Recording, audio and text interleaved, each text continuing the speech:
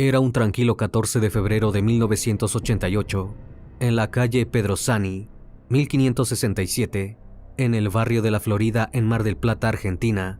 Los vecinos se despertaron durante la madrugada al escuchar al famoso ex campeón de boxeo gritar sin parar. Al asomarse por las ventanas, pudieron ver el cuerpo de una mujer que yacía en la vereda. Lo que ocurrió entre el sábado 13 y la madrugada de aquel día de San Valentín no podrá contarse jamás de manera fiel. Lo único certero es que desde el primer momento, la prensa optó por cuidar al campeón y puso en duda el hecho. Avalaban la versión de él, que indicaba que se había tratado de un accidente. Monzón es conocido hoy en día como uno de los mejores boxeadores de la historia, ícono del deporte argentino y con una atrayente figura masculina, pero también como alguien que solucionaba sus problemas a los golpes, sobre todo cuando de sus parejas se trataba. ¿Qué pasó realmente en ese chalet marplatense? Buenas noches, bienvenidos al Criminalista Nocturno.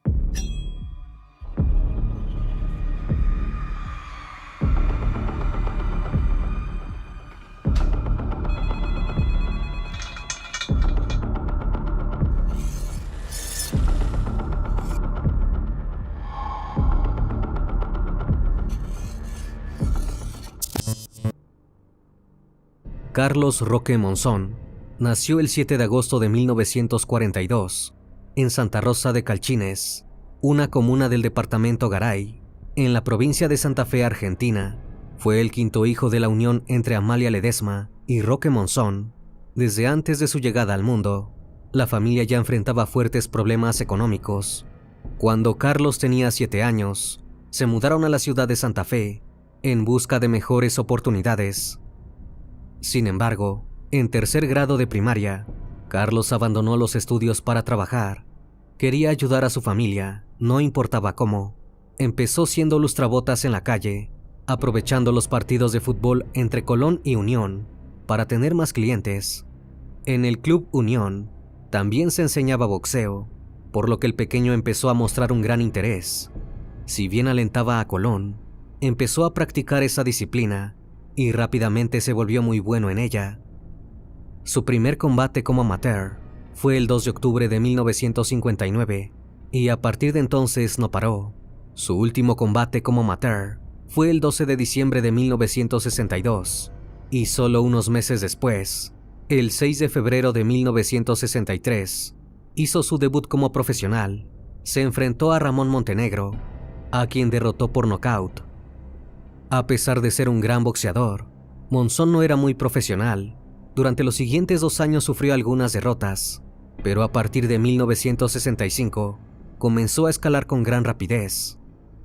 El 1 de febrero de 1966 fue coronado campeón de peso mediano en su natal Santa Fe y el 3 de septiembre del mismo año obtuvo el mismo título en el Luna Park, ubicado en la capital de Argentina. Después de ese triunfo, él mismo construyó su propia vivienda, ladrillo por ladrillo. Orgulloso, le dio a su familia su primera casa de cemento.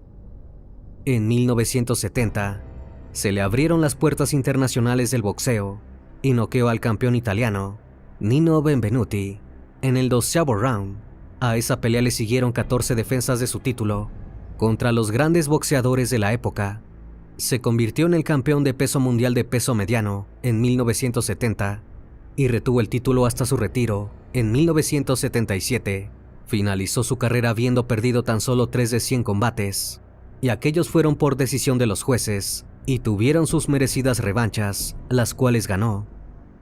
Monzón, conocido mundialmente como el mejor boxeador de Argentina y uno de los mejores del mundo, también tuvo notables apariciones como actor de cine, pero había algo que llamaba mucho más la atención respecto a él: su vida privada. Monzón tuvo 5 hijos. El mayor, Carlos Alberto, fue con su primera pareja Zulma Encarnación Torres, con quien convivió entre 1958 y 1961. Luego tuvo a Silvia, Abel y Carlos Raúl, con Mercedes Beatriz Pelusa García, su primera esposa formal. Pero en febrero de 1974, Mercedes denunció a Monzón por agresión física. Le había roto el arco superciliar derecho, justo arriba de la ceja de un golpe. La relación tenía además otro problema. Monzón engañaba a Mercedes constantemente y ella se lo dejaba pasar, hasta que empezó a salir con una chica de Santa Fe, donde ambos residían. La amante vivía cerca de la cancha de Unión, por lo que Mercedes fue hasta allí. A los gritos le reprochó a su marido el engaño. Cuando éste salió de la casa no trató de disculparse. A esa escena le siguieron gritos, insultos, empujones y algún golpe de parte del boxeador. Entonces Mercedes sacó una pistola de su cartera y disparó varias veces contra su marido. Si bien la mujer declaró a la policía que solo quiso asustarlo, 2 de esos disparos dieron en Monzón, uno en el brazo derecho y otro quedó alojado detrás del omóplato izquierdo. La primera bala fue extraída, pero la otra quedó alojada por siempre cerca del hombro del boxeador. Luego de eso la relación entre Mercedes y Monzón continuó, pero aquel año coincidió con el comienzo del rodaje de la película La Mari. Monzón compartía pantalla con la actriz argentina Susana Jiménez, y la química no tardó en aparecer. Eventualmente el boxeador se separó de Mercedes y comenzó una relación amorosa con su coestrella, y la violencia también estuvo presente. Susana denunció de manera pública los arranques violentos, y en 1976, Monzón fue noticia por golpearla en un hotel de Roma. Posteriormente, Susana declararía en entrevistas que se separó de Carlos porque sintió que podía llegar a asesinarla. En 1978, Monzón estaba nuevamente soltero y retirado del boxeo. Fue entonces cuando conoció a Alicia Alba Muñiz, una actriz uruguaya que estaba haciendo carrera en Argentina. Según los allegados de ambos, fue amor a primera vista. Pero tan solo 9 meses después de haber iniciado la relación, Alicia intentó separarse. Decía que Monzón era muy celoso y posesivo. Poco después se reconciliaron, y a pesar de que Alicia recién estaba saboreando la fama, tuvo que apartarse del ojo público para no incomodar a su pareja. En 1980, Alicia volvió a declarar en los medios que Monzón y ella habían terminado. En aquella ocasión dijo que la razón era la actitud violenta del exboxeador. Tenía problemas con el alcohol y era agresivo con todo el mundo. Lo describió como un chico que quería un juguete con todas las ansias, y una vez que lo tenía, lo destrozaba. Incluso relató que cuando recién empezaron a salir, le dijo que no se enamorara de él porque la iba a lastimar. A pesar de su polémica vida privada, ese mismo año Monzón recibió el premio Conex de Platino como el mejor boxeador de la historia en Argentina. A partir de entonces, él y Alicia cortaron el vínculo y se reconciliaron decenas de veces. En 1981 se casaron en Miami, Estados Unidos, y en diciembre de ese mismo año nació Maximiliano, el único hijo de la pareja, pero el quinto del exboxeador. El 12 de agosto de 1986, Alicia realizó una denuncia contra su esposo por violencia doméstica y acompañó el documento con una carta en la que relató los episodios que había sufrido. En la misma contaba que Monzón estaba tomando demasiado alcohol y que cuando tenía un problema se volvía sumamente agresivo. Sin embargo, sus pedidos fueron ignorados por la policía. Exactamente un año después, Alicia volvió a realizar una denuncia por violencia doméstica. En ese entonces estaban separados y el exboxeador no cumplía con el pago de la cuota alimentaria del hijo que tenían en común, por lo que ella inició una demanda. Decidida a alejarse de su esposo, Alicia volvió a vivir en su Uruguay natal e intentó retomar su carrera como actriz. Incluso aparecieron rumores de que estaba saliendo con otro hombre, pero todo indicaba que Monzón la celaba, oponiéndose a que trabajase como modelo o que se vinculara amorosamente con alguien más. En enero de 1988, Alicia y Monzón aparecieron juntos en un evento público en Mar del Plata, pero luego ella regresó a Uruguay. En febrero de ese mismo año, el exboxeador llevó al hijo de ambos a vacacionar a Mar del Plata, en una casa alquilada por su amigo Adrián Facha Martel, ubicada en una zona residencial. Alicia estuvo un mes entero sin ver a Maximiliano, y el 12 de febrero, Monzón la llamó usando a su hijo como intermediario. Le dijo que si viajaba a Mar del Plata, podría llevárselo, y le envió pasajes para pasar el fin de semana allí. Alicia dudó, pero finalmente decidió ir a la ciudad costera para llevarse a su hijo con ella de regreso a Uruguay. También planeaba pedirle al exboxeador un aumento en la cuota alimentaria. Lo que no tenía idea era de que allí ocurriría su trágico final. El sábado 13 de febrero por la mañana, Alicia aterrizó en Mar del Plata. Se instaló con Monzón en un chalet alquilado ubicado en la calle Pedro Sani, 1567, del barrio La Florida. En la casa también estaban su hijo, Maximiliano, el actor Facha Martel, con su hijo Román de 9 años, Daniel Comba, el dueño de una inmobiliaria, Carlos Guasón, el casero, y su mujer María Mercedes Vignoles. Esa noche, Martel se fue de la casa porque tenía que trabajar en el teatro. Alicia y Monzón fueron al Hotel Provincial a saludar al animador, Sergio Velasco Ferrero, por su cumpleaños. Allí estaba Adrián Martel, que los invitó junto con su novia al Club Peñarol. Durante todas esas horas, el exboxeador bebió champán sin parar. A las 3 de la madrugada del domingo, Alicia y Monzón volvieron a la casa en un taxi. Según declaró luego el exboxeador, en ese momento comenzó una fuerte discusión entre ambos por la manutención de su hijo. Una vez en el chalet, Monzón se puso sumamente agresivo, golpeando y estrangulando a Alicia, hasta que quedó inconsciente. Maximiliano se encontraba durmiendo en la misma habitación donde sus padres discutían.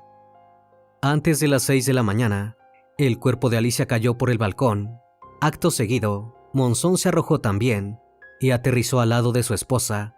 Luego comenzó a gritar a los vecinos que Alicia se había quitado la vida y que por favor llamaran a una ambulancia. Esa misma mañana, la policía llegó a la finca en el barrio La Florida y halló a Monzón tendido en el piso del patio, semi-inconsciente. Muy cerca de él, se encontraba el cuerpo de Alicia sin vida. Presentaba fracturas múltiples de cráneo, una lesión en el codo derecho y una fractura de la rótula izquierda. El exboxeador también estaba gravemente herido. Había sufrido una fractura en la clavícula izquierda y 2 costillas, por lo que fue internado. Horas después, cuando recuperó la conciencia, declaró ante la justicia respecto al deceso de su esposa. Afirmó que se había tratado de un accidente en el que ella apareció corriendo y se arrojó al vacío. Pero la policía no creyó del todo en su historia, porque había un testigo clave. Los gritos de Alicia habían llamado la atención de una persona en situación de calle que se encontraba cerca de la escena, Rafael el Cartonero Báez. Ese hombre declaró que la pelea comenzó por la madrugada, antes de que la pareja ingresara a la casa. Pudo ver cómo el exboxeador tomó a Alicia del cuello y luego, cuando se desmayó, la arrojó desde el balcón como una bolsa de papas. Luego logró observar cómo Monzón se cambió el pantalón por una pijama y saltó del segundo piso para caer junto al cuerpo de su mujer ya sin vida. Todo parecía indicar que se había lastimado a propósito, en un burdo intento por esconder su autoría del crimen. El mismo día del hallazgo, la imagen del cuerpo de Alicia, que tenía puesta tan solo su ropa interior, fue portada de todos los diarios y revistas del país. 3 días después, el 17 de febrero, los restos de Alicia fueron sepultados en el Panteón de Actores del cementerio de la Chacarita. Debido al testimonio de Rafael Báez y a la argumentación débil de Monzón, en cuanto el exboxeador recibió el alta, el 22 de febrero, fue trasladado a la unidad penal de Batán. Mientras esperaba el juicio, los medios cubrieron el caso de la forma más sensacionalista posible. El periódico La Capital realizó guardias periodísticas constantes en el lugar de los hechos, a la vez que compartía fotografías e información del día a día de la investigación. El diario Clarín, por su parte, tituló la noticia: "Tras una riña con Monzón falleció su mujer". A pesar de que Monzón fue detenido y acusado por el asesinato de su esposa, ninguno de los medios mencionaba la palabra crimen en sus titulares. Hasta se intentaba justificar al exboxeador diciendo que al momento del fallecimiento de Alicia, él estaba borracho y no era consciente de sus actos. El fiscal del caso sería consultado más tarde sobre qué impresión tuvo de Monzón en los primeros encuentros que mantuvieron tras el crimen. Sin dudarlo, el fiscal contestó que no se le notaba demasiada preocupación por lo que había sucedido. Durante los siguientes meses, Alicia fue una y otra vez revictimizada por la prensa. Se especulaba sobre presuntas infidelidades por parte de ella y hasta se mencionaba por qué Aún sabiendo que Monzón era violento, ella siempre volvía a su lado. Incluso se decía que su cercanía a él se debía a la fama que obtenía por estar junto al toro argentino. A él, por otra parte, se le justificaba. Los medios intentaban instaurar que la raíz de su violencia se debía a los pocos recursos económicos que tuvo en su niñez en Santa Fe, que se había tenido que ganar el dinero y el respeto a los golpes. También se atribuían sus celos a que era un hombre orgulloso. En una línea completamente diferente, también estaban quienes describían el fallecimiento de Alicia como el resultado de la personalidad machista de Monzón y un caso de violencia de género, mucho antes de que se hablara de este concepto de forma cotidiana. El 15 de julio de 1988, a tan solo 5 meses del deceso de Alicia, Antonio Cafiero, el entonces gobernador de Buenos Aires, inauguró la primera comisaría de la mujer en la ciudad de La Plata. La normativa establecía que las comisarías de la mujer dependerían directamente de la Dirección General de Seguridad y que desde allí se abordarían todo lo referente a la violencia familiar. Así el caso llegó a revistas y suplementos deportivos y eventualmente a los medios de todo el mundo con un tema del cual hasta entonces no se hablaba: la violencia machista. Según el periodista y escritor Sergio Sinay, después de muchos años y relaciones en las que tuvo impunidad, Monzón finalmente era noticia por los golpes que daba fuera del ring. Mientras el exboxeador seguía en la cárcel y la opinión del público estaba dividida, se realizó una segunda necropsia al cuerpo de Alicia. Allí se demostró que la mujer ya estaba en un estado agónico cuando cayó del balcón del segundo piso del chalet, con fractura del cartílago tiroides y del hueso hioides. Al golpear contra el suelo, ya desvanecida, sufrió un estallido de cráneo. Era oficial, tanto la necropsia como el análisis de los restos de sangre coincidían con el testimonio de Rafael Crisanto Báez. Al momento de caer desde el balcón de la casa, Alicia ya había fallecido producto del estrangulamiento que Monzón le provocó. Finalmente se pudo determinar que Alicia falleció el 14 de febrero de 1988, minutos antes de las 6 de la mañana, tras ser golpeada, estrangulada y arrojada del balcón por Monzón en la casa del barrio La Florida, en Mar del Plata. Luego de recibir esta noticia, Rodolfo Vega, el abogado que representaba a la familia de Alicia, realizó una conferencia de prensa. Aseguró que intentaría detener a los supuestos cómplices de Monzón.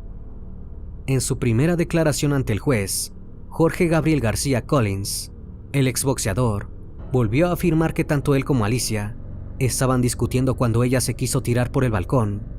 Entonces lo agarró a él y cayeron los dos.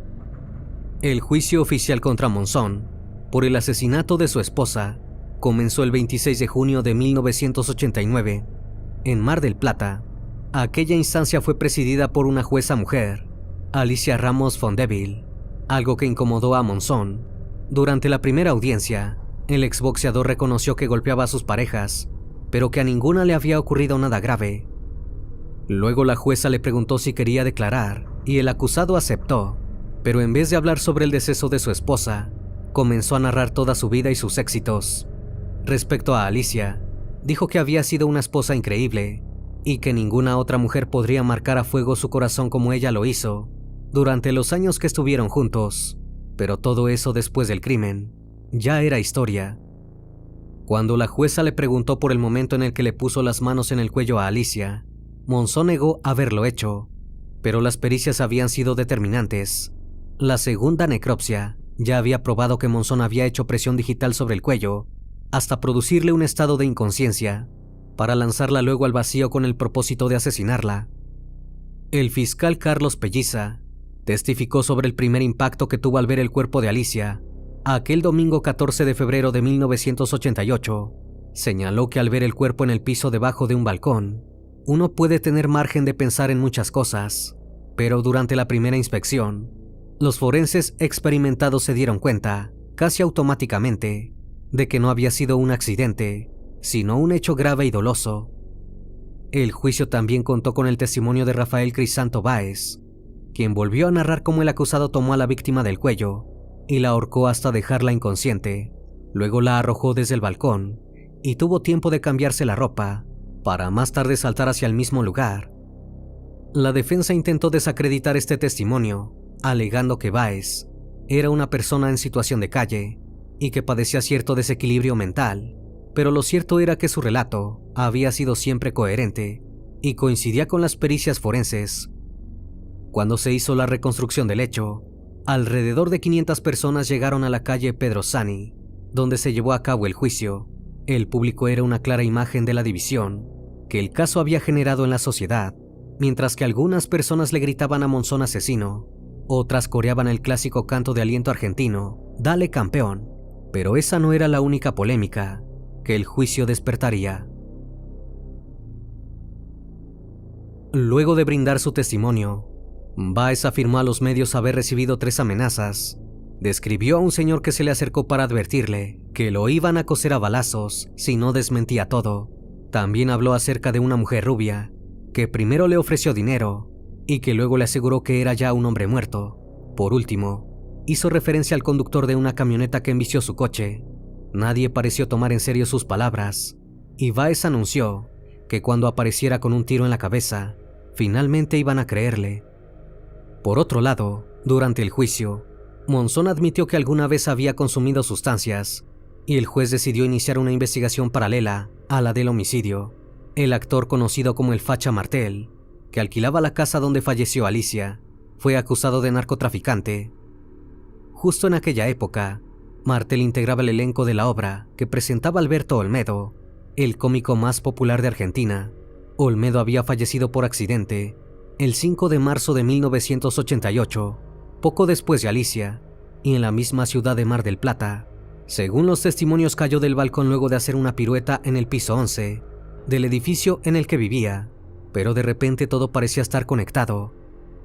A partir de entonces, se intentó realizar una investigación sobre el tráfico y consumo de cocaína en el ambiente artístico argentino, pero finalmente quedó estancada debido a la influencia de poderosos intereses económicos.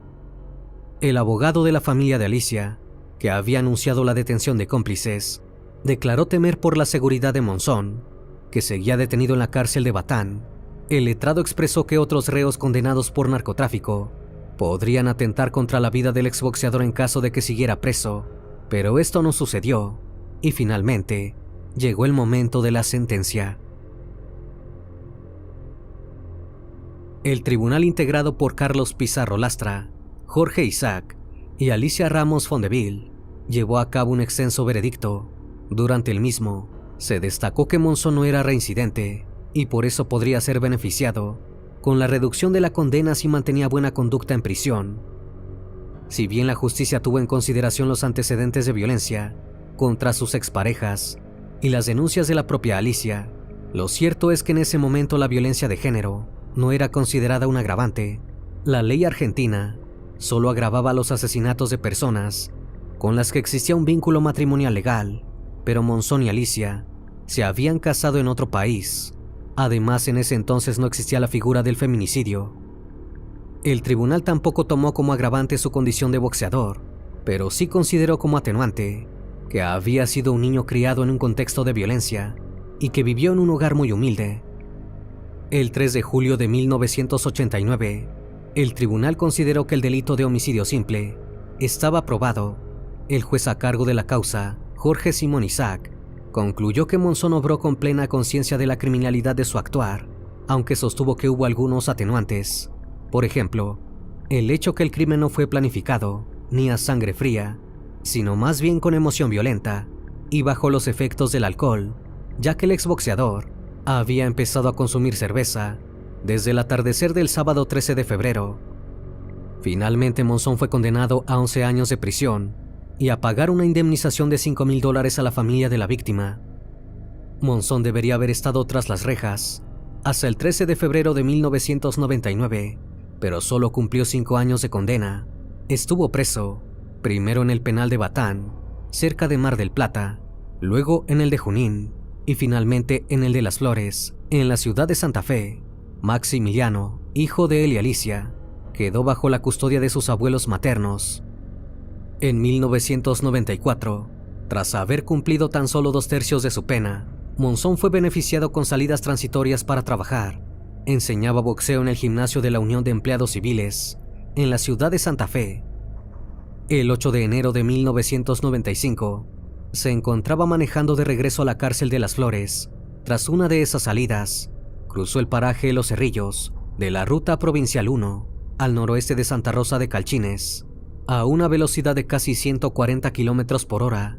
De repente, el exboxeador realizó un movimiento inexplicable. Tras morder la banquilla con su rueda delantera derecha, el vehículo voló, dio 7 giros, sobrepasó un zanjón de casi 2 metros de ancho, luego arrancó de cuajo un ceibo y a unos 35 metros de la ruta detuvo la marcha. Monzón falleció al instante, sin admitir su culpabilidad en el asesinato de su esposa. Carlos Alberto, su hijo mayor, dijo que su padre nunca le confesó lo que pasó la noche del crimen. En una entrevista posterior, relató que fue uno de los primeros en verlo luego del fallecimiento de Alicia. Estaba en un cuarto con un policía, y apenas este se fue, Monzón le dijo: «Hijo, yo no la asesiné». Luego de su fallecimiento, Monzón fue recordado como uno de los mejores boxeadores de la historia, a nivel mundial, pero también por el violento crimen que cometió, y por las polémicas que siguieron envolviéndolo, incluso después de su pérdida. El 15 de febrero de 2022, a 34 años de la madrugada en la que asesinó a su esposa, su exabogada lo defendió en vivo. Patricia Perello expresó en televisión abierta que si bien ella condenaba tremendamente los feminicidios, el caso Monzón no había sido uno de ellos. La letrada sostuvo que se trató de una circunstancia desafortunada que terminó con la vida de una persona, pero que el exboxeador jamás tuvo intenciones de asesinar a su esposa. Dijo que siempre le creyó cuando él dijo que ambos cayeron por el balcón, producto de la discusión. La fractura en la clavícula y las costillas que sufrió Monzón era, según ella, prueba de esto. Si bien sabía que su excliente estaba bastante alcoholizado el día del hecho, probablemente era solo culpable de agredir físicamente a Alicia, incluso pese a lo que se conocía públicamente del caso. Perello señaló que la víctima no tenía el cuello quebrado y que no había efectuado previamente una denuncia penal contra Monzón. Incluso llegó a afirmar que nunca hubo una conclusión clara de las necropsias. Además, destacó que el balcón de la vivienda, donde ocurrió el crimen, estaba a tan solo 3 metros de altura, es decir, Alicia se podía haber roto un brazo o una pierna, pero nunca perder la vida, según ella, y concluyó alegando que Monzón la tiró estando ebrio, además de presumir que había otra persona en la casa que lo asesoraba. Supuestamente esta persona le habría aconsejado tirar a la víctima por el balcón para simular un accidente. Sin embargo, el tribunal jamás pudo probar la existencia de esta tercera persona. Además, el segundo examen forense estableció, con toda exactitud, que si Monzón no hubiera tirado a Alicia, ella hubiera fallecido igual por las agresiones que el exboxeador le causó previamente. La exabogada también apuntó contra la jueza, alegando que en todo momento evidenció una falta de imparcialidad que hasta el propio Monzón advirtió. Según ella, el primer día del juicio, dijo que con aquella mujer él ya estaba condenado. Por último, Perello habló acerca del rol de los medios y la presión de la opinión pública. Eso habría derivado en que cuando Monzón llegó al juicio, el fallo estaba dictado antes de que se sentara. Relató que el exboxeador no se le permitió tener sus peritos en el juicio oral, lo que motivó que 3 jueces de la Corte de la Provincia y 2 jueces de la Corte de la Nación votaran por la nulidad del fallo. A pesar de los recientes dichos de la exabogada, actualmente existe un consenso más grande respecto al caso Monzón. En 2019, la plataforma Netflix estrenó una serie titulada Monzón, que se propuso retratar la dualidad del protagonista. Lo mostró como un exitoso campeón de boxeo, pero también como un criminal. A diferencia de lo declarado por la exabogada, la ficción muestra cómo de principio a fin, los jueces y la prensa se preocuparon por dejar bien parado a Monzón. El único que se muestra interesado en obtener la verdad parece ser el fiscal, interpretado por el actor Diego Cremonesi. Si bien es cierto que durante los meses posteriores a su deceso, Alicia fue revictimizada, la exposición pública de la violencia que Monzón ejercía sobre sus parejas posibilitó que otras mujeres se vieran reflejadas y comenzaran a hacerse escuchar. Lo mismo ocurrió con la sociedad argentina, que comenzó a prestar más atención a lo relacionado con la violencia de género. Si Monzón hubiese sido juzgado en la actualidad, debido al hecho, podría haber sido condenado a prisión perpetua, en lugar de a solo 11 años. Aquel martes 23 de agosto del 2022 había comenzado como cualquier otro día para Alessandra Matteusi. La mujer debía ir al trabajo y volver a su casa a descansar tranquila, pero esto último jamás ocurrió. Esa misma tarde, los vecinos de su edificio la encontraron tirada en la puerta, boca abajo, rodeada de un gran charco hemático. Al lado de su cuerpo, un hombre esperaba sentado, contemplándolo todo, como si fuera un fantasma. Ella era una mujer excepcional, amante del diseño, emprendedora, fashionista, con una devoción infinita por su familia. Su vida parecía tranquila y perfecta, hasta que conoció al mal encarnado en un joven modelo y futbolista de celos incontrolables. Como una relación de ensueño pasó a ser una auténtica pesadilla. Buenas noches, bienvenidos al Criminalista Nocturno.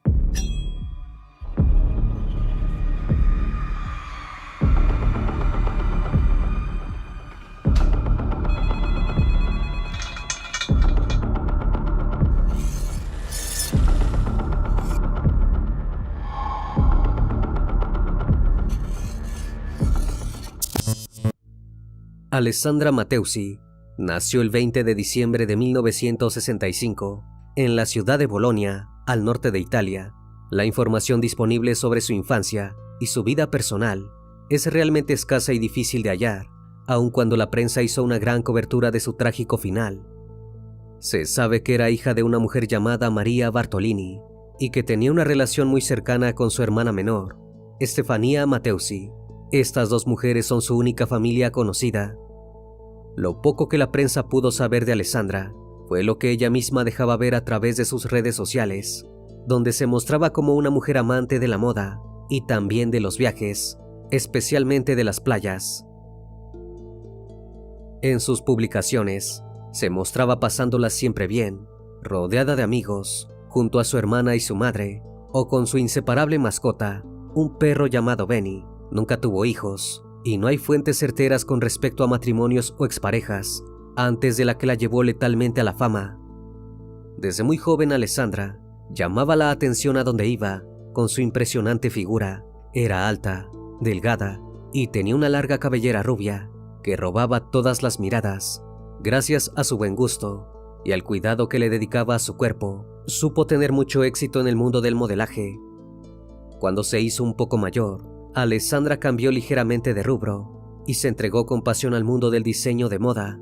Llegó a ser representante de ventas de reconocidas casas de diseño. Aún con el paso del tiempo, ponía mucha atención a su aspecto físico. Iba regularmente al gimnasio, cuidaba de su alimentación, vestía con las últimas tendencias y practicaba el automaquillaje como una profesional. Incluso cuando le parecía necesario, recurría a tratamientos estéticos y quirúrgicos para resaltar su belleza natural y apaciguar los efectos del paso del tiempo. Todos sus amigos la describían como una mujer bella, independiente, trabajadora y muy unida a su familia. Corría el año 2021 y Alessandra tenía casi 56 años cuando conoció al hombre que la llevaría a su fin. La mujer no aparentaba su edad y su rostro y cuerpo sugerían menos años de los que realmente tenía. Seguía activa tanto como modelo, como parte del equipo de marketing de importantes diseñadores. Su trabajo le permitía recorrer muchísimos destinos importantes para la moda, entre ellos Milán, considerado como uno de los pilares fundamentales de este arte. Allí fue que conoció a Giovanni Padovani. Ambos se encontraban en la muestra de la temporada de verano de una importante casa en la que estaban trabajando. Giovanni era un joven modelo, muy atractivo, que también había hecho carrera como futbolista. Había nacido el 30 de noviembre de 1995 en el municipio italiano de Senigallia. Cuando conoció a Alessandra, el joven tenía 27 y se desempeñaba como modelo, una carrera mucho más redituable económicamente que su verdadera pasión, el fútbol. Desde que Giovanni era muy pequeño, había querido ser jugador profesional, pero para el 2021 había jugado en más de 10 equipos de diferentes divisiones a lo largo del país, sin llegar nunca a primera división. Alessandra no se imaginaba que haber conocido al joven iba a representar un giro de 180 grados en su vida. Según fuentes cercanas a ambos, durante ese primer encuentro, la química fue innegable. No pasó mucho tiempo hasta que Giovanni se contactara con Alessandra a través de las redes sociales. Rápidamente comenzaron a forjar un vínculo que iba más allá de la amistad. Sin embargo, no tenían un noviazgo como cualquier otro.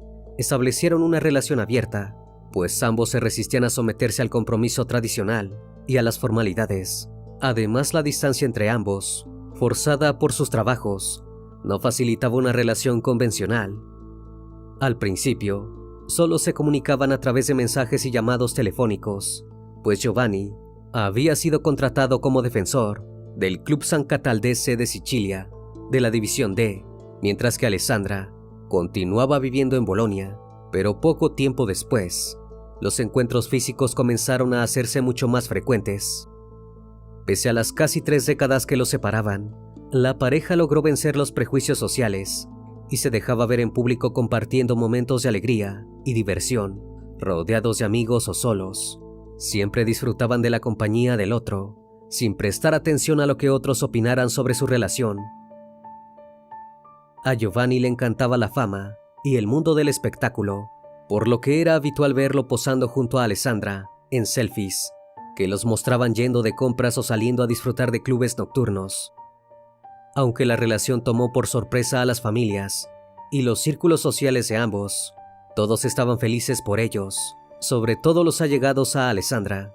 Decían que hacía mucho que no la veían tan entusiasmada con alguien y disfrutaban de observarla tan feliz y plena. La relación evolucionó rápidamente, entre promesas y juramentos de amor.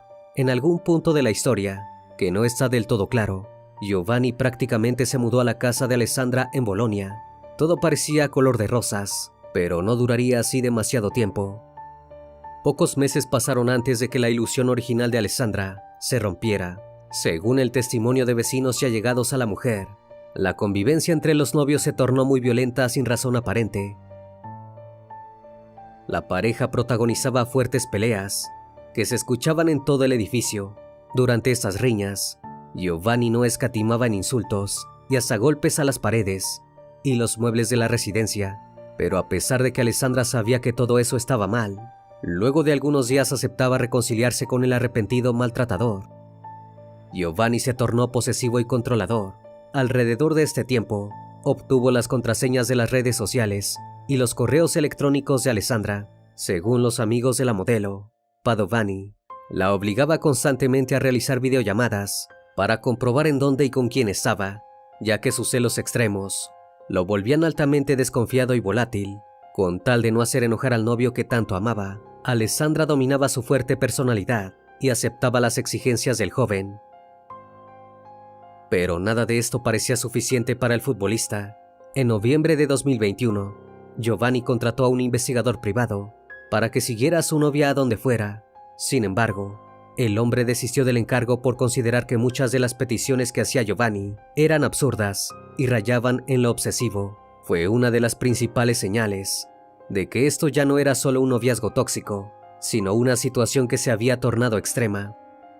Aunque los vecinos estaban acostumbrados a escuchar los gritos de la pareja cuando discutían, todos recordaban un episodio especialmente intenso que tuvo lugar en enero de 2022, cuando pudieron oír una fuerte discusión, seguida de ruidos de objetos y vidrios rotos.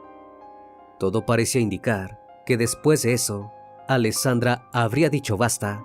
Estaba decidida a que ya no soportaría los celos obsesivos y el carácter explosivo de Giovanni, por lo que decidió terminar con él e informar de la situación a su hermana Estefanía.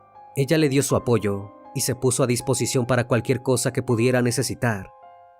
Todo parecía marchar con normalidad. Solo sería cuestión de tiempo para que Alessandra sanara su corazón y pudiera rehacer su vida sola o con alguien más. Pero había un gran impedimento. Giovanni no se había tomado para nada bien la separación y comenzó a acosarla, llamándola y enviándole mensajes y correos a toda hora, todos los días. En una ocasión, incluso llegó al punto de ir al lugar donde Alessandra estaba trabajando y allí armó una escena ante la mirada atónita de todos los presentes. A partir de entonces, el joven insistiría en presentarse en la casa de su exnovia, pero ella no lo dejaba entrar. Según los testimonios, en una oportunidad en la que ella se negó a abrirle la puerta, el joven intentó escalar desde afuera, por el balcón, con el fin de llegar hasta su apartamento. Cansada del hostigamiento y temiendo por su seguridad, Alessandra decidió tomar coraje para denunciar a Giovanni. Era el 1 de agosto de 2022 y había pasado casi un año del comienzo de aquella relación tóxica. Alessandra acudió a la policía y solicitó una orden de restricción que le impidiera a su exnovio acercarse a ella. Pero aunque la fiscalía abrió una causa por acoso, no se tomaron medidas cautelares contra el hombre.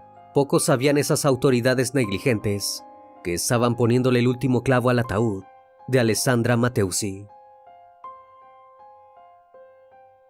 El fin de semana del 20 y 21 de agosto, Giovanni pidió permiso a su club para ausentarse de los entrenamientos que formaban parte del calendario de la Copa de Italia. El club no estuvo contento con el pedido, pero Padovani hizo caso omiso y decidió irse de todas maneras. Su destino, Bolonia, otra vez tenía decidido visitar a Alessandra. La modelo, desde que había realizado la denuncia a la policía sin recibir respuestas, vivía aterrorizada. Su hermana Estefanía fue quien la acompañó durante aquel duro momento. Ambas habían sido mejores amigas durante toda su vida y hablaban por teléfono diariamente, pero en este último periodo, la comunicación se incrementó como nunca antes. Alessandra la llamaba cada vez que salía de su casa para ir a trabajar, hacer compras o simplemente pasear. No soportaba la idea de estar sola por la calle.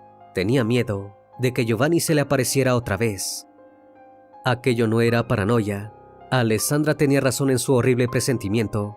El martes 23 de agosto, las hermanas Matteusi se encontraban hablando por teléfono mientras la modelo volvía a su casa después de una agotadora jornada laboral. Pero cuando ya estaba entrando a su edificio, lo peor sucedió. De pronto, del otro lado de la línea, Estefanía escuchó cómo las palabras de Alessandra, súbitamente, se convertían en gritos de horror. Decía el nombre de Giovanni repetidas veces y le rogaba que parara. La única respuesta era el sonido de duros golpes. De pronto la comunicación se cortó. Estefanía, con lágrimas en los ojos, se apresuró a llamar a la policía.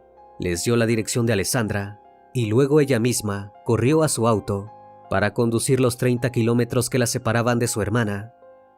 La policía llegó al lugar del hecho en cuestión de minutos y se encontró con una escena sumamente violenta. Alessandra estaba tirada boca abajo sobre un gran charco de sangre que salía de su cabeza. A su lado se encontraba sentado Giovanni, quien no intentó huir.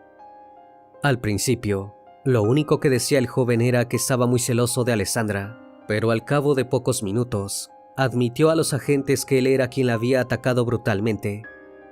La policía llamó a los servicios de emergencia, quienes se hicieron presentes en apenas minutos. Los paramédicos pudieron notar que a pesar de sus graves heridas, Alessandra seguía con vida y la llevaron con urgencia al hospital.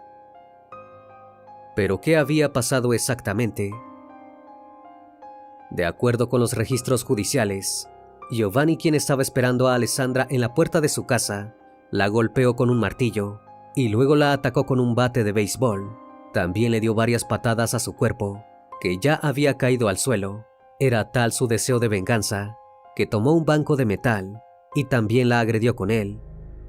Alarmados por el ruido, dos vecinos de Alessandra llegaron para interrumpir la agresión. Cuando intentaron calmarlo, Giovanni tomó el teléfono de su exnovia y comenzó a revisar sus chats, mostrándoles el contenido y gritando como loco, intentando justificar su accionar, mientras decía que Alessandra lo estaba engañando. Los vecinos testificaron que Giovanni estaba lúcido y frío y que parecía saber exactamente lo que hacía.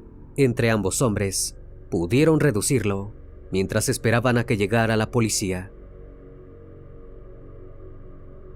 En el hospital, los médicos no pudieron hacer nada para salvar a Alessandra, quien sucumbió a sus horribles heridas y falleció unos 20 minutos después de su ingreso. La necropsia reveló que la causa del deceso había sido un traumatismo cráneoencefálico severo, producto de los múltiples golpes que sufrió en la cabeza. Padovani fue puesto en prisión preventiva y en su primera declaración a los oficiales, aseguró que nunca tuvo la intención de ultimar a Alessandra, sino que las cosas se le habían escapado de las manos. El 25 de agosto de 2022, la Fiscalía de Bolonia acusó a Giovanni Padovani bajo la carátula de feminicidio, lo que rápidamente generó titulares en los medios internacionales. El horrible ataque causó gran revuelo en Italia y se convirtió en uno de los crímenes con más cobertura de la prensa nacional. Cuando comenzaron a revelarse los detalles del brutal ataque, la principal indignación del pueblo italiano apuntó a la inacción de las autoridades. El hecho de que Alessandra hubiera denunciado a su futuro asesino, pero no se le hubiese concedido una orden de restricción, era muy grave. Otros usuarios de las redes sociales comenzaron a revisar los perfiles de Giovanni y montaron en cólera con una publicación del 25 de noviembre de 2021. En ella, el joven futbolista se mostraba en contra de la violencia de género.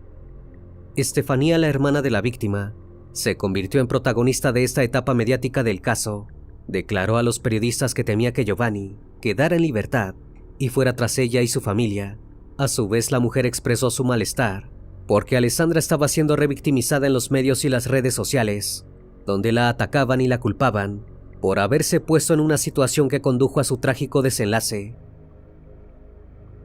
Fue tal la repercusión del caso en Italia que la ministra de Justicia pidió que se abriera una investigación paralela a la del crimen para esclarecer cómo había sido la actuación policial que había desencadenado el fallecimiento de Alessandra. Por su parte, el fiscal en jefe de Bolonia negó las acusaciones de negligencia judicial y explicó que si bien se inició una causa sobre el reporte de acoso presentado por Alessandra,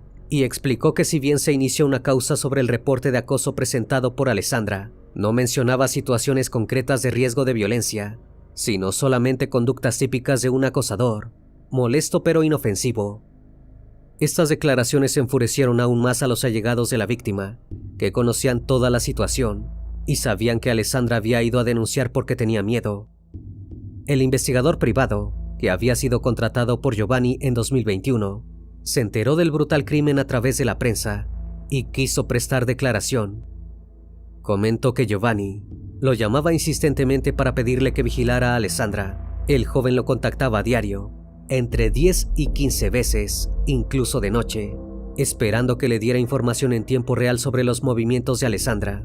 Muchas veces le decía que su novia le había dicho que estaba en cierto lugar y lo mandaba para confirmar si la información que ella le daba era cierta. El detective dijo a los investigadores que decidió abandonar el caso, ya que consideró que el comportamiento del cliente era excesivo y que parecía totalmente obsesionado. En este mismo testimonio, deslizó que le parecía que Giovanni no era un hombre impulsivo, sino uno que calculaba muy bien todos sus pasos. Mientras Giovanni permanecía en prisión preventiva a la espera del juicio, en enero de 2023, la familia de Alessandra inició una disputa legal contra él por un curioso motivo: unos sombreros de diseñador y 2 relojes que el joven supuestamente le había robado a su exnovia. Estefanía y sus hijos querían recuperarlos, ya que se consideraban los legítimos herederos de esos objetos de sumo valor. Según los registros judiciales, los relojes fueron encontrados el mismo día del crimen, en una caja junto con otras joyas, en el interior del vehículo de Giovanni.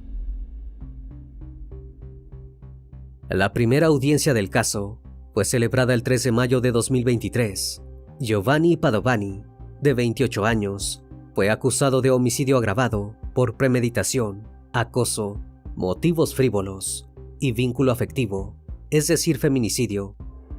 En agosto, a un año del crimen, más de 400 personas salieron a las calles de Bolonia en una procesión con antorchas para recordar a Alessandra y pedir que se hiciera justicia. Pero 2 días después, la conmoción de aquella movilización fue eclipsada por un hecho aún más impresionante. Aparentemente Giovanni había intentado quitarse la vida dentro de la celda. Parecía que el imputado sabía bien que las pruebas en su contra eran contundentes. Lo primero que pudo confirmarse en la instancia judicial tuvo que ver con los relojes y sombreros robados por Padovani. Las pericias informáticas realizadas a las computadoras y teléfonos de la víctima y el asesino develaron que Giovanni tenía una agenda secreta en la que había anotado que robaría los relojes y sombreros de diseño de Alessandra. También se encontraron mensajes entre la modelo y Virginia Sentini, la madre de Giovanni, en los que hablaban de los objetos presuntamente robados. Esto fue pocas semanas antes del crimen. Alessandra amenazaba a la mujer con ir a la policía si sus cosas no aparecían, ya que sospechaba de su expareja. Además, le dijo a Virginia que Giovanni tenía grandes problemas de agresividad y que necesitaba ayuda, a lo que su madre respondió que él estaba convencido de que ella lo había engañado. Según la mujer, eso justificaría su estado. Alessandra le dijo a su ex-suegra que todo lo que estaba pasando era una locura, que Giovanni no estaba bien, que era muy violento y casi como en una premonición, que no quería terminar sin vida. En esa misma conversación, le contó a Virginia que había descubierto que Giovanni había accedido al sistema de videovigilancia de su casa y por ende había tenido acceso a espiarla mientras ella estaba en su propio hogar. Virginia Sentini rechazó las acusaciones, afirmando que su hijo no era así y que simplemente era un joven que necesitaba a alguien que lo ayudara a crecer. Aprovechando la oportunidad, le dijo a Alessandra que ella también necesitaba encontrar a una persona madura, haciendo alusión a la diferencia de edad entre ambos. Posteriormente, en una audiencia efectuada el 2 de octubre, Virginia reconoció que Alessandra le había escrito sobre su temor a ser asesinada, pero con ánimos de defender a su hijo, aseguró que Giovanni estaba enfermo y deliraba. Dijo que su comportamiento enfermizo había llegado al punto de atentar contra su propia vida durante una relación anterior y que no era un joven lúcido con los asuntos del amor. Pero su evidente desprecio hacia la víctima quedó asentado en un mensaje de voz que le envió a Giovanni y que la fiscalía utilizó como prueba. En él, Virginia insultaba a Alessandra, a quien se refería como el mismísimo demonio. Lo más importante para la fiscalía era demostrar que el crimen había sido planeado y que Padovani estaba en pleno uso de sus facultades mentales al momento de cometerlo. Para esto fueron claves los datos que los consultores tecnológicos encontraron en el teléfono y la computadora del imputado, muchas evidencias del acoso que sufrió Alessandra y de la premeditación con la que actuó su agresor. Mediante el análisis de las búsquedas que hizo el hombre en internet en las semanas previas al ataque, se descubrió que el 11 de junio de 2022, Giovanni introdujo en el buscador la frase «acoso y violencia contra las mujeres, ¿cuántos años de prisión?», mientras que el 16 escribió «cómo comprar un arma». Al día siguiente, buscó información sobre la posible condena por ultimar a una mujer y por atacar con un arma blanca. Un mes después, el joven quiso conocer más sobre la cuantificación de la indemnización por daños y prejuicios por acoso y la duración del juicio por el mismo. Era muy claro que sabía perfectamente lo que hacía y que hasta estaba dispuesto a pagar el precio. Sin embargo, en los días previos al brutal ataque, el panorama se volvió aún más turbio, ya que Giovanni buscó información sobre feminicidios y detalles escabrosos, como dónde sangra menos una persona golpeada, quizás intentando cometer un crimen sutil. La búsqueda la coronaban las frases «fuerte golpe en la cabeza con una barra», «mejor lugar para esconderse junto a un cuerpo» y «cómo ultimar a su esposa y ser feliz».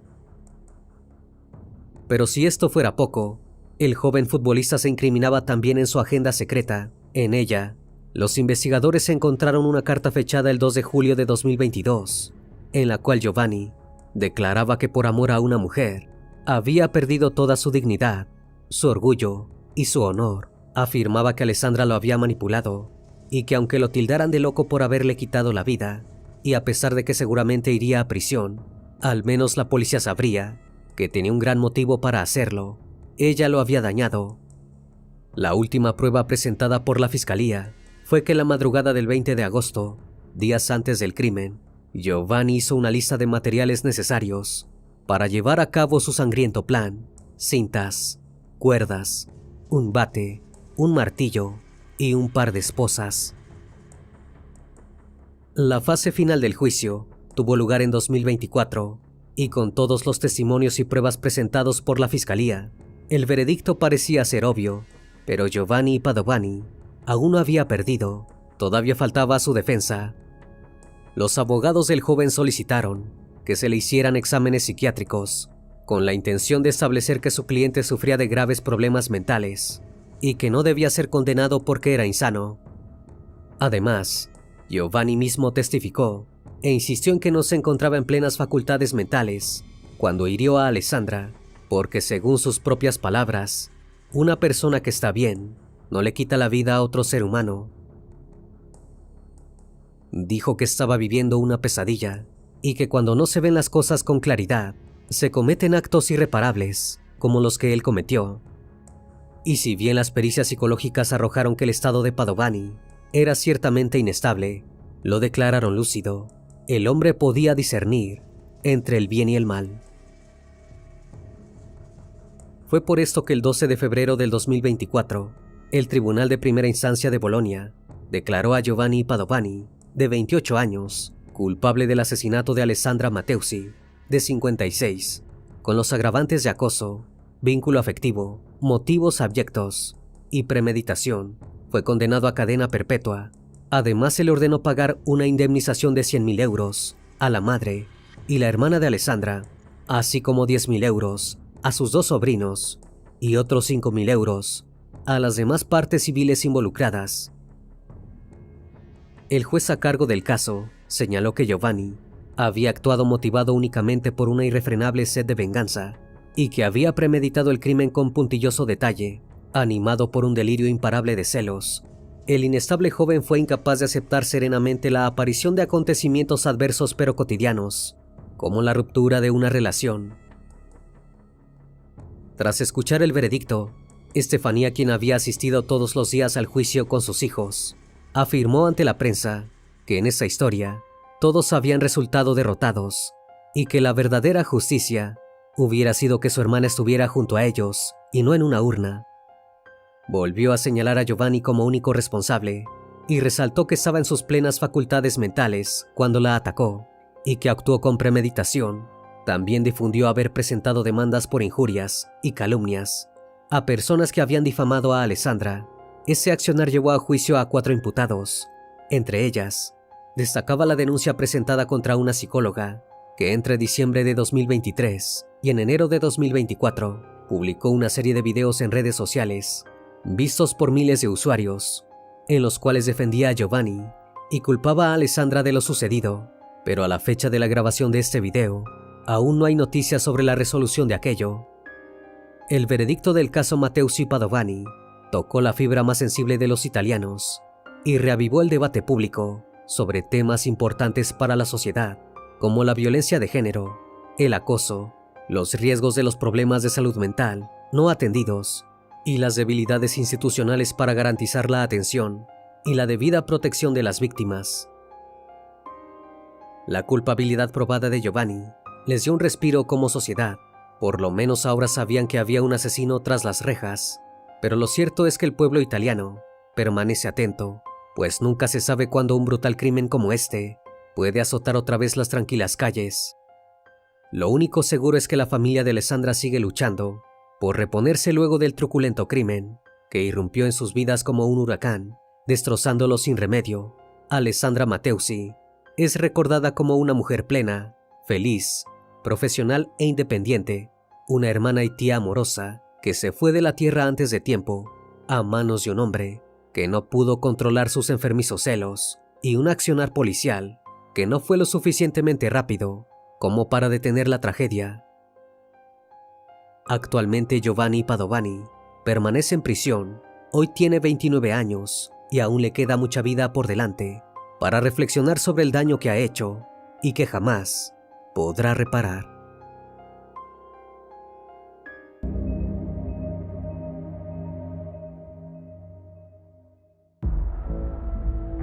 San Juan, Puerto Rico, año 2021. El día 29 de abril, Keishla Rodríguez, de 27 años, salió de su casa alrededor de las 7 de la mañana para mostrarle los resultados positivos de la prueba de sangre que confirmaban su embarazo a su pareja, el boxeador Félix Verdejo, con quien mantenía una relación desde hacía 11 años. A las 9:30 de la mañana, una llamada alertó a la familia de que la joven no se había presentado a trabajar. Por esa razón trataron de contactarla, pero Keishla jamás respondió. La madre de la chica le había advertido a su hija que tuviera cuidado, pues el boxeador la había amenazado para que no tuviera al bebé, ya que aquello dañaría su reputación como figura pública. Luego de haber transcurrido unas horas, los familiares de la joven decidieron que no esperarían más y acudieron a reportar su desaparición. Lo que ocurriría después terminaría en definitiva con la carrera de Félix Verdejo. El criminalista nocturno. Félix Verdejo Sánchez, alias El Diamante, nació el 19 de mayo de 1993 en San Juan, Puerto Rico. Desde pequeño le llamó la atención el deporte y cuando cumplió 9 años, comenzó a practicar boxeo. Representó a su país como boxeador amateur en los Juegos Olímpicos de 2012, siendo ganador en la categoría de peso ligero en el torneo de clasificación olímpica. Gracias a su desempeño como boxeador amateur, en octubre de ese año, se convirtió en boxeador profesional al unirse a la empresa Top Rank. El futuro del joven parecía ir en ascenso. Para el año 2013, ganó la categoría Nueva Promesa Hispana, siendo considerado el prospecto del año por Boxing Scene y Top Rank. Verdejo continuó cosechando éxitos y ganando peleas por nocaut. ESPN lo catalogó como toda una revelación en el deporte. Para abril de 2015, tuvo su primera oportunidad de pelear por el título de peso ligero latino de la OMB contra el mexicano Marco Antonio López. La pelea tuvo lugar en Puerto Rico y Verdejo ganó a través de la vía del nocaut en el quinto asalto. Para el 13 de junio de ese año, realizó su primera defensa del título contra el estadounidense Iván Nájera en el Madison Square Garden, en la ciudad de Nueva York, derrotando a Nájera por decisión unánime y reteniendo su título. La defensa llegaría 6 meses después contra el brasileño José Nilson dos Santos, a quien derrotó luego de que el referee parara la pelea por un tremendo derechazo de Verdejo.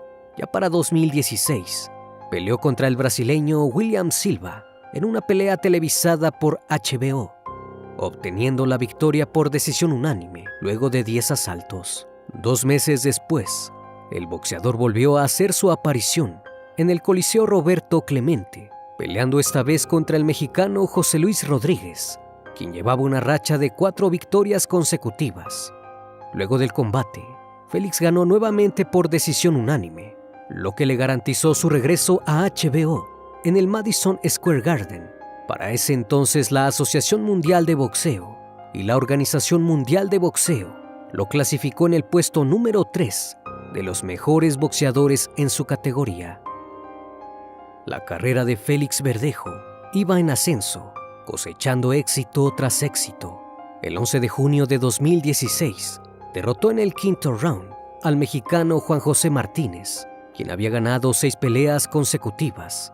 La pelea se detuvo luego de que Martínez recibiera un corte en el párpado derecho. Después de terminado el combate, Verdejo dijo que quería pelear con los mejores y se habló de la posibilidad de enfrentar al campeón de la OMB, el británico Terry Flanagan. No obstante, esto no ocurrió, ya que en ese año el boxeador sufrió un accidente de motocicleta. Inicialmente ingresó en estado crítico, pero luego del escaneo craneal y diversos exámenes que le hicieron no se encontró ningún daño ni fractura alguna.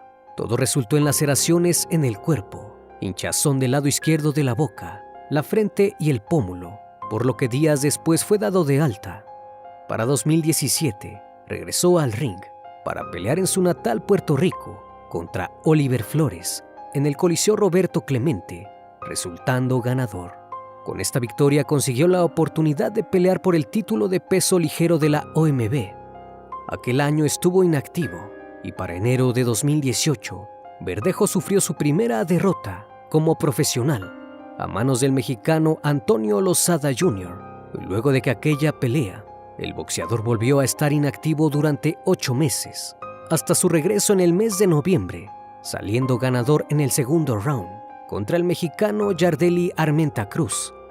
Para 2019, Félix Verdejo fue duramente criticado luego de su pelea contra Brian Vázquez, pues los críticos, así como los fanáticos, Dijeron que dejaba mucho que desear. Al ser un prospecto de clase mundial, algo estaba pasando en la vida del boxeador. Incluso pensaron que le vendría bien un nuevo entrenador.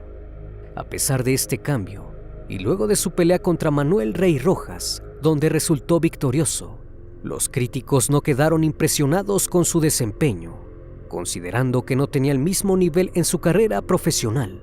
Su última pelea la disputó el 12 de diciembre de 2020 por el título vacante de peso ligero intercontinental de la OMB contra el japonés Masayoshi Nakatani, siendo derrotado en el 9º round cuando el referee detuvo la pelea. Félix Verdejo tuvo un récord de 27 victorias, 3 derrotas y 17 knockouts, ya que en abril del siguiente año toda su carrera y su vida por completo se desmoronarían. Aquel 29 de abril, Keishla Rodríguez quedó de verse con el boxeador para mostrarle los resultados positivos de la prueba de sangre que confirmaban su embarazo. Verdejo no quería tener al bebé, puesto que tenía una relación oficial con Elis Marie Santiago desde hacía 8 años, y con quien además había procreado una niña llamada Miranda, de entonces 2 años de edad. El pugilista tenía una relación en secreto con Keishla, a quien conocía desde la secundaria. Esto sin duda le traería grandes problemas y le afectaría en definitiva a su carrera. Verdejo quería evitar todo eso, así que había hablado al respecto con la chica, pero esta se negó a perder al bebé. Cuando su familia se enteró de que la joven no se había presentado a trabajar, comenzaron a preocuparse. La madre de Keishla, quien vivía en Florida, compró un boleto de avión y se dirigió a Puerto Rico, a una clínica de San Juan, porque sospechaba que el boxeador había llevado a su hija ahí para que no tuviera al bebé, el cual llevaba gestándose 1 mes en su vientre. Pero al llegar, se llevó la sorpresa de que su hija no se encontraba en la clínica, por lo que ese mismo día se dirigió a su departamento y una vez ahí notó algo extraño. Sus perros estaban sin comida, algo que la joven nunca haría. Al preguntar a los vecinos, ellos afirmaron que no notaron nada extraño, todo había estado como de costumbre. Después de esto, se le notificó a las autoridades sobre la desaparición de la joven, siendo el principal sospechoso Félix Verdejo. De inmediato comenzó a circular por redes sociales la ficha de Keishla y solicitaron el apoyo de la ciudadanía para dar con su paradero. Al tratarse de una figura pública, la policía rápidamente tomó las medidas necesarias y emitió una alerta rosa para encontrar a la chica. A su vez, la madre de la joven responsabilizó al boxeador si algo le pasaba a su hija. Al día siguiente, agentes de la policía de Puerto Rico encontraron el auto de Keishla en un terreno de la zona de Canovanas, donde se hallaron sus pertenencias, pero nada relevante. Félix Verdejo fue citado a declarar sobre la desaparición.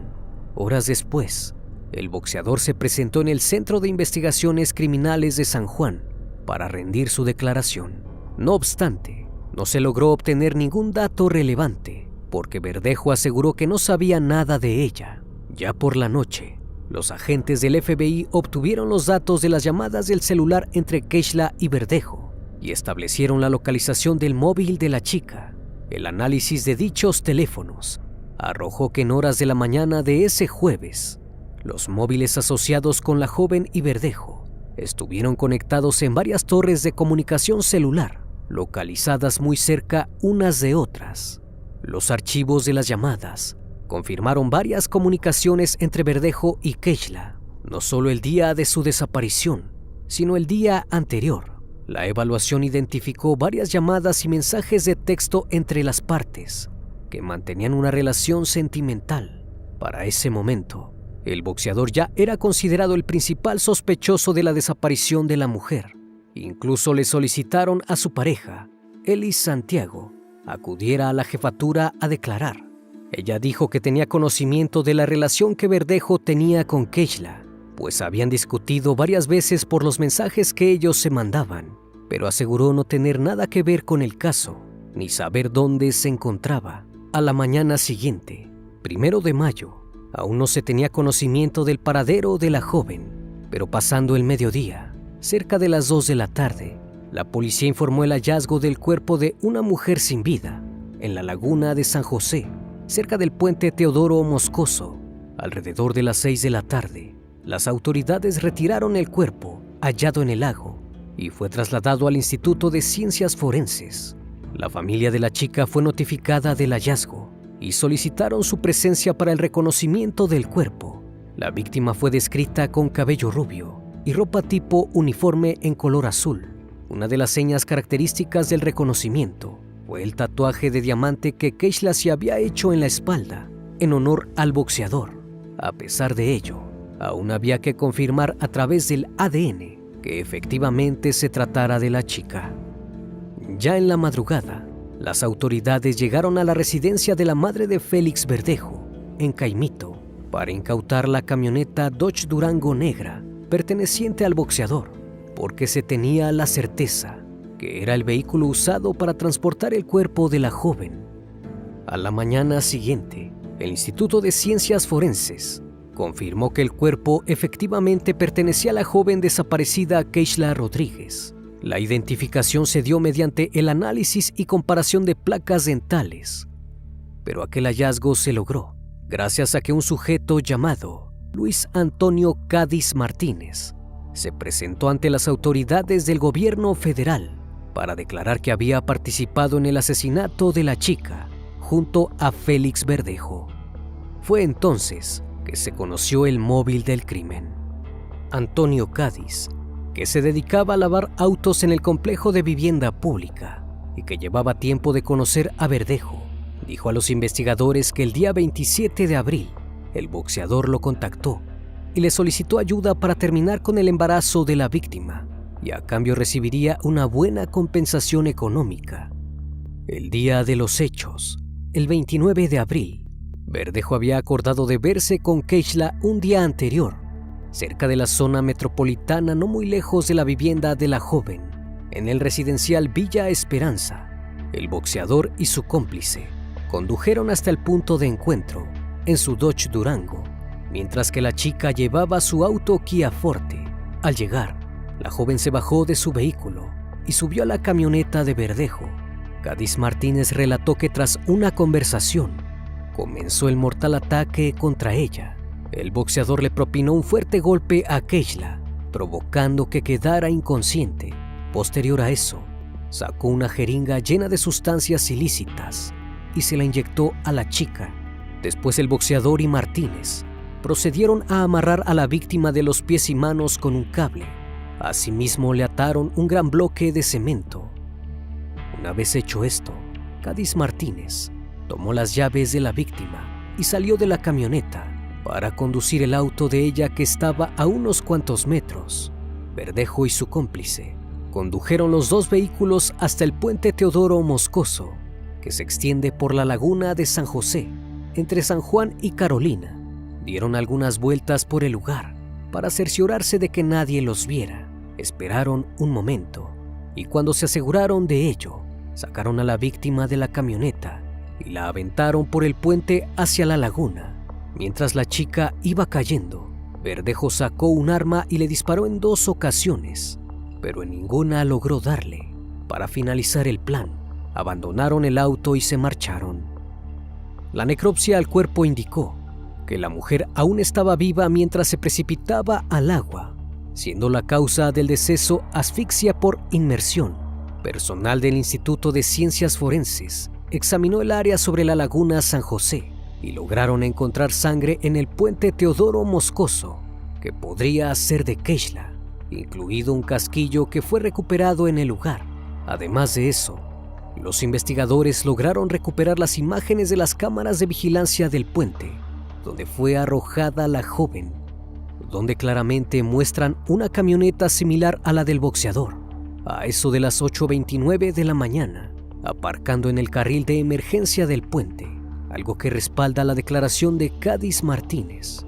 También se detalla que hay movimiento visible de al menos un individuo en el vehículo. En el video se muestra que la camioneta llegó al lugar y se fue, regresando por lo menos en 2 ocasiones.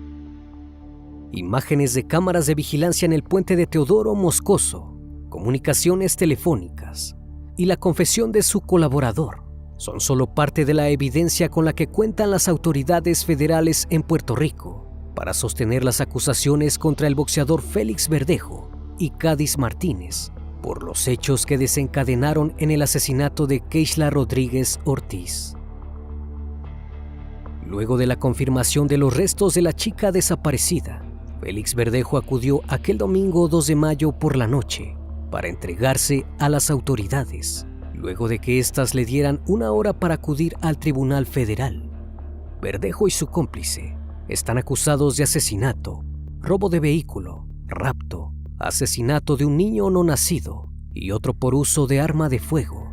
Este cargo hace referencia al momento en que Verdejo le disparó en 2 ocasiones a la víctima, sin alcanzarla mientras caía en el agua. El caso causó indignación en Puerto Rico, y al ser Félix Verdejo una figura pública, la investigación cobró gran trascendencia y el caso se difundió por toda Latinoamérica. El boxeador no quería afectar su carrera, pero terminó destruyéndola, y más importante aún, terminó con la vida de una mujer a la que amaba y a su propio hijo o hija. Numerosas personas se manifestaron en el puente Teodoro Moscoso, exigiendo justicia para Keishla y pidiendo a las autoridades impusiera la pena máxima al boxeador. La empresa promotora de Verdejo, Top Rank, comunicó que estaban decepcionados de la situación y que se sentían perturbados con los acontecimientos. Días después de que el pugilista se entregara, se realizó la lectura de los cargos que se le imputaban, de los cuales Verdejo se declaró no culpable. En aquellos momentos se hablaba de la pena máxima para él, la pena de muerte. Sin embargo, a inicios de ese año, se dijo que el boxeador no enfrentaría tal sentencia. El juez ha declarado que el juicio de Félix Verdejo está previsto para el 27 de febrero de 2023, donde se sabrá finalmente la pena impuesta. Por otro lado, la fiscalía se siente tranquila porque tienen evidencia muy certera del caso, por lo que aún queda esperar qué sucederá con Félix Verdejo, el diamante.